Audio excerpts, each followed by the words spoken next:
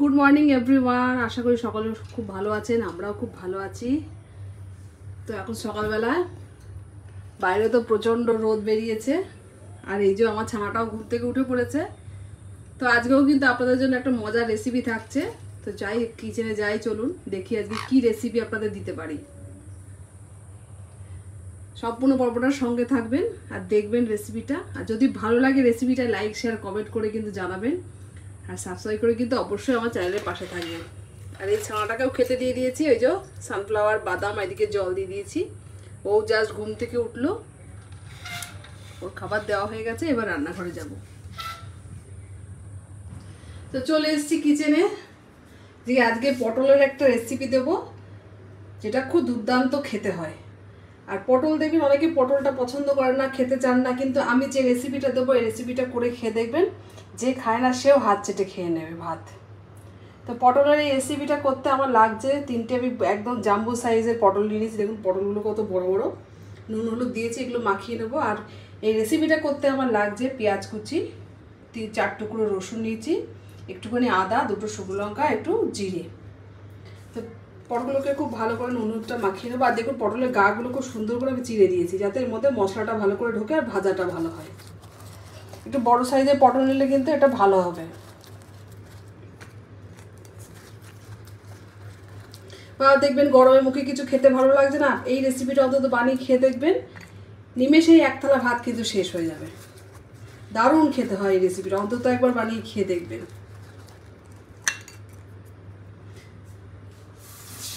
তো পটলটা খুব ভালো করে নুন মাখিয়ে নিলাম। এবার পটলটাকে, কড়াইটা গরম করে আমি পটলটাকে ভাজতে দেবো। উনুনটাকে আমি অন করে দিয়েছি, গ্যাসটাকে দিয়ে কড়াইতে একটু তেল দিয়ে দেবো। রান্নাটা কিন্তু অবশ্যই আমি সর্ষের তেলে করবো, নাহলে কিন্তু টেস্টটা আসবে না। সর্ষের তেল দিয়ে দিলাম পরিমাণ মতন। আর দেখুন এই লেডটা আমি গতকাল কিনে নিয়ে এসেছি কড়াই ঢাকার জন্য। কেমন হয়েছে আমাকে কমেন্টের মাধ্যমে জানাবেন। কড়াই ঢাকার খুব অসুবিধা হচ্ছিলো, ননস্টিকেরগুলো বার করতে হচ্ছিলো, সেই জন্য এটা কালকে কিনে নিয়ে এসেছি। আমার তো খুব পছন্দ হয়েছে, আপনাদের কেমন লাগলো কমেন্টের মাধ্যমে কিন্তু জানাবেন। খুব মজবুত জিনিসটা, আর দেখতেও খুব সোবার। তো তেলটা গরম করে পটলগুলোকে ভাজতে দেবো। আমি এখানে 3টে জাম্বো সাইজের পটল নিয়েছি, আপনারা ইচ্ছা করে বেশিও নিতে পারেন, কমও নিতে পারেন।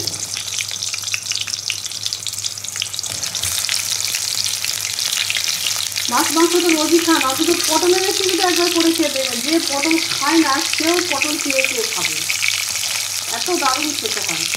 তো পটলটা ভাজা হতে হতে আমি এখানে পেঁয়াজটাকে ভাজবো না, পেঁয়াজটা কুচনো আছে, শুধু জিরে, শুকনো লঙ্কা, আদা, রসুনটাকে একটা পেস্ট বানিয়ে নেবো। ততক্ষণ পটলটা ভাজা হতে থাকুক। আর সিল করে আমি পটলটাকে একটু ভেজে দেবো, তাহলে পটলটা খুব ভালো সেদ্ধও হয়ে যাবে। এবার মশলাটাকে একটা পেস্ট বানিয়ে নিই। তো পটলগুলো ভাজতে ভাজতে এই যে মশলার পেস্ট আমি করে নিয়েছি, জিরে, শুকনো লঙ্কা, রসুন আর আদা একসঙ্গে পেস্ট করে নিলাম শিলপাটাতে। আর এদিকে মশলা বাটতে বাটতে পটলগুলো কিন্তু সুন্দর ভাজা হয়ে গেছে আমার।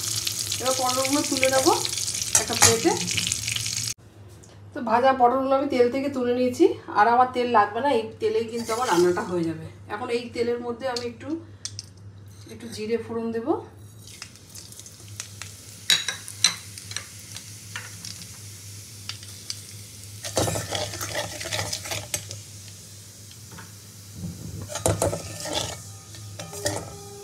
পটলগুলো কিন্তু খুব ভালো করে আমি ভেজে নিয়েছি।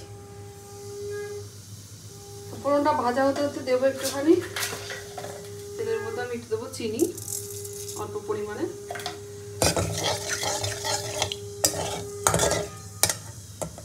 এবার আমি দেবো কুচিয়ে রাখা পেঁয়াজটা, এখানে বড় সাইজের একটা পেঁয়াজ আছে। আজকে রেসিপি হচ্ছে পটলের কষা। পটল কষা করতে পেঁয়াজের পরিমাণটা একটু কিন্তু বেশি দিতে হবে, তাহলে কিন্তু গ্রেভিটা ভালো হবে না, আর খেতেও কিন্তু অত টেস্ট হবে না। আপনারা তো চিকেন কষা, মাটন কষা সব কিছু কষান, পটল কষা একবার এইভাবে অন্তত বানিয়ে খেয়ে দেখবেন, দেখবেন এক থালা ভাত কিন্তু নিমিশেই শেষ। পেঁয়াজটাকে কিন্তু খুব ভালো করে ভেজে নেবো তেলের মধ্যে।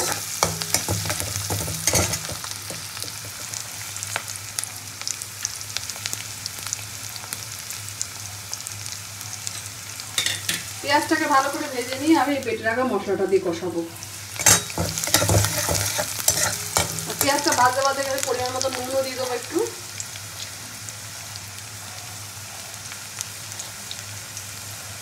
পটলের নুন মাখানো ছিল সেটা অল্প পরিমাণে নুন দেবো।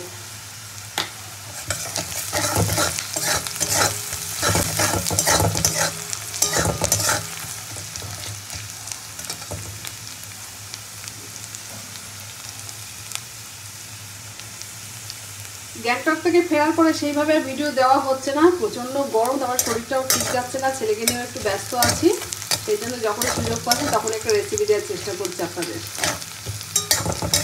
পেঁয়াজটা মোটামুটি ভাজা হয়ে গেছে, এবারে বেটে রাখা মশলাটা দিয়ে দেবো।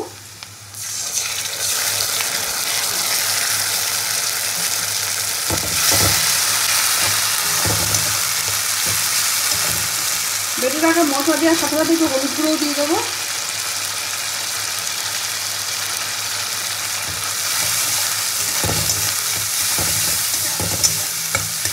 এবার সব উপকরণগুলো ভালো করে কষিয়ে নেব।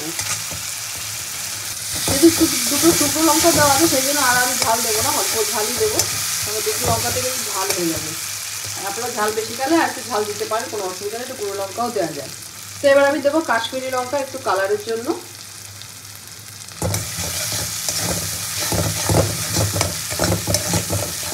তো মশলা তো প্রায় কষা হয়েছে, এবার আমি ভেজে রাখা পটলটা এর মধ্যে দিয়ে কষাবো, তাহলে পটলের মধ্যে মশলাটা খুব ভালোভাবে ডুবে যাবে।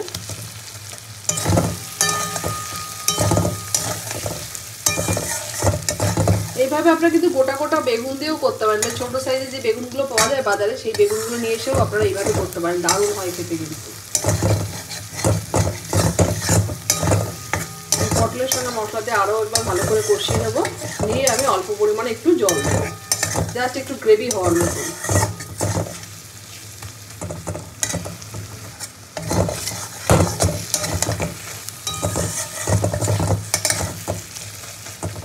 মশলা কষাতে কষাতে হালকা একটু জল দেবো আমি, তাহলে তলায় আর ধরে যাবে না।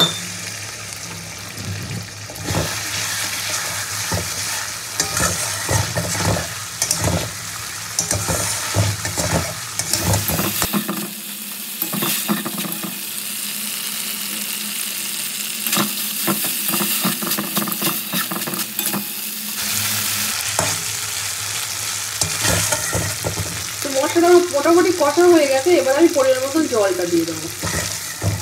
খুব বেশি জল আমি দেবো না, যেহেতু গ্রেভির মতন হবে, একটু মাখো মাখো হবে।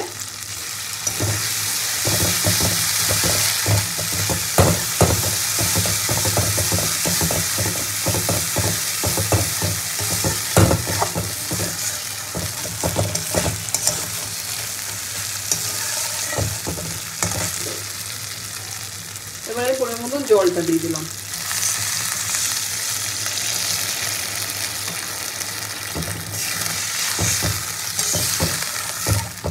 জল আমি পরিমাণ মতন দিয়ে এবার আমি মিনিট 5-এর জন্য আমি এটাকে ঢেকে দেবো পটলগুলোকে, তাহলেই কিন্তু আমার পটল কষা রেডি হয়ে যাবে।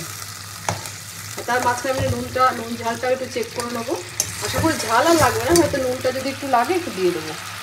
তো এখন আমি গ্যাসটাকে সিম করে 5 মিনিটের জন্য এখন ঢেকে দেবো। তো 5 মিনিট হয়ে গেছে, এবার ঢাকা খুলে আমি পটলটা দেখে নেবো কতদূর হলো।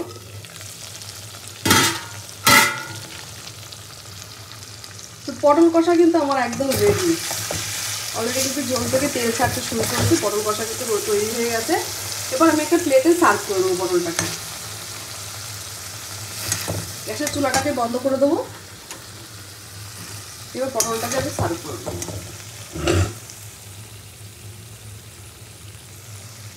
তো লাল লাল পটল কষা কিন্তু আমার একদম রেডি, প্লেটে সার্ভ করে নিয়েছি। দুপুরবেলার ভাতটা কিন্তু এতেই জমে যাবে একদম। অবশ্যই কিন্তু রেসিপিটা বাড়িতে ট্রাই করবেন, আর আমাকে কিন্তু কমেন্টের মাধ্যমে জানাতে ভুলবেন না। আর যদি রেসিপিটা ভালো লাগে লাইক করবেন, শেয়ার করবেন, কমেন্ট করবেন, আর সাবস্ক্রাইব করে কিন্তু অবশ্যই চ্যানেলের পাশে থাকবেন। দেখা হচ্ছে নতুন ভিডিওর সঙ্গে, সবাই ভালো থাকবেন, টাটা। আর অবশ্যই কিন্তু ট্রাই করতে ভুলবেন না রেসিপিটা, দারুণ একটা রেসিপি, যারা পটল না খায় সেও চেয়ে চেয়ে খাবে, কিন্তু এত সুন্দর রেসিপি।